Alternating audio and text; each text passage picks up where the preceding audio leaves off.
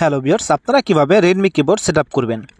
তো বন্ধুরা, আপনারা কিভাবে রেডমি কিবোর্ড সেটিং করবেন আজকের এই ভিডিওটি আপনারা সম্পূর্ণ দেখলে কিন্তু বুঝতে পারবেন। তো আজকের এই ভিডিওতে আপনাদেরকে দেখাবো যে আপনারা কিভাবে রেডমি কিবোর্ড সেটিং করবেন। তো চলেন ভিডিও শুরু করা যাক।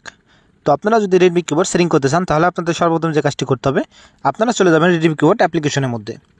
তো আমি চলে যাচ্ছি রেডমি কিবোর্ড অ্যাপ্লিকেশনের মধ্যে। তো আপনারা হয়তো অনেকেই রেডমি কিবোর্ড অ্যাপ্লিকেশনটি ব্যবহার করে থাকেন এবং আপনারা সেটিং করতে পারেন না। তো আপনাদের আমি সেটিং করে দেখাচ্ছি। তো আপনারা অ্যাপ্লিকেশনটার মধ্যে চলে আসার পর দেখতে পাচ্ছেন ফার্স্ট ওয়ানে আপনাদেরকে দেখাবে। তো আপনাদেরকে ফার্স্ট ওয়ানে দেখতে পাচ্ছেন এখানে লেখা আছে পরবর্তী ধাপ। তো আপনারা এখান থেকে পরবর্তী ধাপে আপনারা ক্লিক করে দেবেন। তো এখান থেকে আমি পরবর্তী ধাপে ক্লিক করে দিলাম। ক্লিক করে দেওয়ার পর দেখতে পাচ্ছেন এখানে লেখা আছে কিবোর্ডে সুইচ করুন। তো আপনারা এখান থেকে কিবোর্ডে সুইচ করুন অপশনে ক্লিক করে দেবেন। তো ক্লিক করে দেওয়ার পর দেখতে পাচ্ছেন নিচে থেকে লেখা আছে রেডমি কিবোর্ড। তো আপনারা এখান থেকে রেডমি কিবোর্ডের উপর ক্লিক করে দেবেন। তো ক্লিক করে দেওয়ার পর দেখতে পাচ্ছেন 3 নম্বর সেটিংস চলে এসেছে। তারপর 3 নম্বর সেটিংসে দেখতে পাচ্ছেন এখানে লেখা আছে শেষ করুন। তো আপনারা এখান থেকে শেষ করে নিয়ে ক্লিক করে দেবেন। তো শেষ করে নিয়ে ক্লিক করে দেওয়ার পর দেখতে পাচ্ছেন আপনাদের সামনে যে 3টা বাটন আছে, আপনার 3টা বাটন এখান থেকে অন করে দেবেন।